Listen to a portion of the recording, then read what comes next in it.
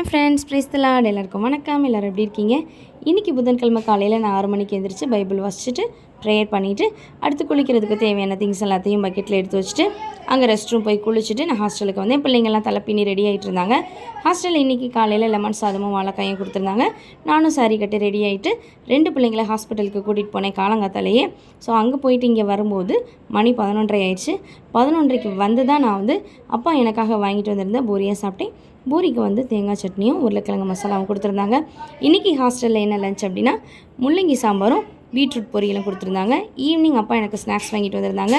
அது மட்டும் இல்லை, அப்பா இன்றைக்கி லஞ்ச் சாப்பிட்டுட்டு மீதி சாதம் வச்சுருந்தாங்க. அதில் நான் சாம்பாரும் அப்பா வாங்கிட்டு வந்திருந்தேன் அந்த ஊறுகாயம் வச்சு சாப்பிட்டேன். நைட் இன்றைக்கி வெண்டிக்காய் புளிக்குழம்பு ஹாஸ்டல் பிள்ளைங்களுக்கு எல்லோரும் ஸ்டடியில் உட்காந்து படிச்சுட்டு இருந்தாங்க. அதுக்கப்புறம் நான் தூங்குறதுக்கு முன்னாடி அப்பா எனக்கு வாங்கி கொடுத்த சிக்கன் ஃப்ரைட் ரைஸை நான் சாப்பிட்டேன். ராம்நாட்டில் தான் சாப்பிட்டேன். அதுக்கப்புறம் இன்றைக்கி தான் ஃபஸ்ட் டைம் நான் மதுரையில் சாப்பிட்றேன். மறக்காம சேனலை சப்ஸ்கிரைப் பண்ணிடுங்க. குட் நைட், பாய்.